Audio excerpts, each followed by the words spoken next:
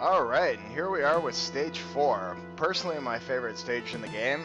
It has my favorite music coming up right here. Surf Ninjas. So this is pretty much my favorite music on the Genesis, actually, and you're going to notice that this stage is pretty similar to the start of Stage 2, except you're on a surfboard instead of a horse. There's obstacles to jump over, except there's ramps, tons of power-ups, guys floating by on hover scooters, all kinds of chaos going on. This is actually the easy part. The tricky part's coming up right after the mid-boss here. For now, all you're really doing is trying to take down these guys on scooters. They take 3 hits without the power-up and 1 hit with the power-up, so if you can hold on to that, it comes in pretty handy for clearing out the hazards. There's also an extra life in this part of the stage. I actually get it this time. You pretty much need a perfect ramp jump in order to gain enough height to get it. You'll see what that's all about pretty soon.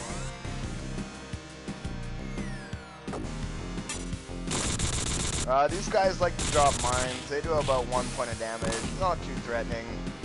There's really no way to trip you up in this part of the stage, but they make up for that pretty soon.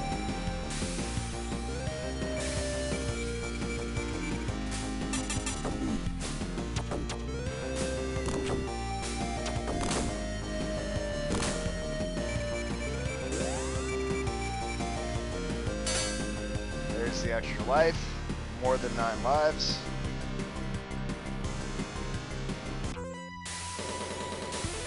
And here's our mid-boss for the stage, as well as the boss, which we'll be fighting later. Yeah, so you basically have to fight this Gundam-looking guy here with the beam rifle. He puts his shield up every now and then. When it's up, you can't hit him. When it's down, you're going to want to be pumping shurikens at him as fast as you can. He throws out mines similar to the scooter guys. He shoots these grenade launchers up in the air. Pretty easy to dodge. Fortunately, he doesn't get 3 times faster once he starts to turn red. I'm a fan of this. I don't need fights dragging out too long. There he goes. This is the tricky part. So, you got your ninjas on the ground. You got water hazards, a whole bunch of other things to climb on. Lots of stuff all over the place. Pretty much the most complicated stage up to this point. Guys that like to drop down out of nowhere on top of you. You can't see them coming really. You just kind of have to know they're there.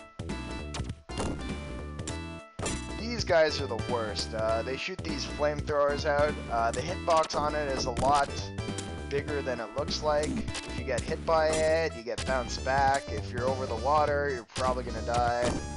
Not a whole lot you can do about it. Just kind of have to play it safe and slow in this stage.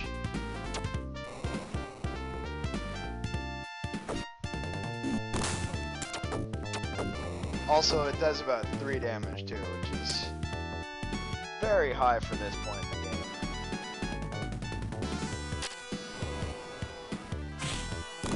Take a few of those to the face and you're probably going to be dead. Fortunately, there's lots of health power-ups in this stage. It's like they know that this is the part where the difficulty starts to ramp up. This isn't the second game. They're not trying to kill you. They want you to learn. They want the game to be fun this time around.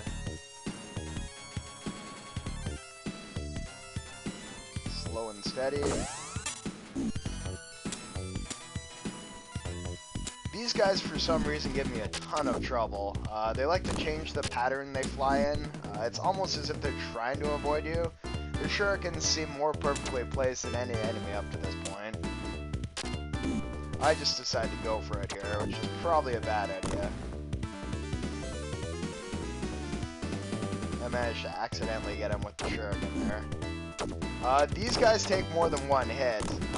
If they claw you, guess what happens? You go flying back.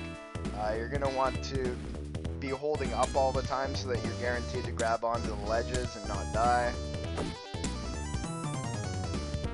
That's just a bomb.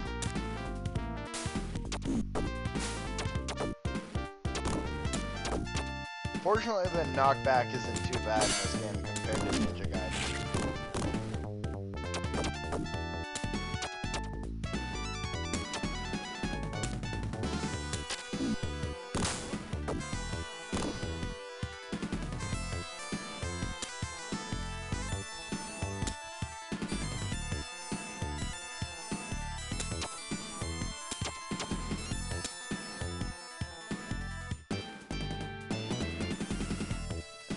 vents for obstacles. This is the part where I pretty much always die every time.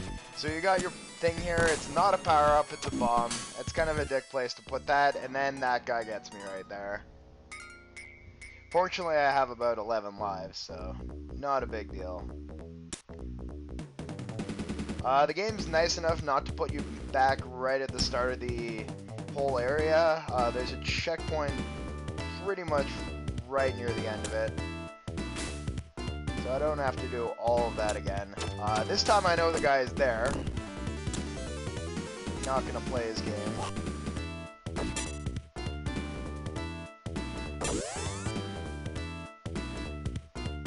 Power up. This part's kind of trickier too. So you got your steam vents, you got your barrels, you got your water hazards, and they put a ninja guy right there.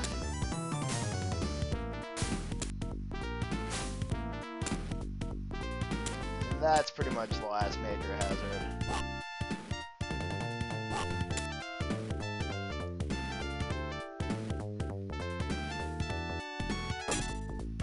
Slow and steady.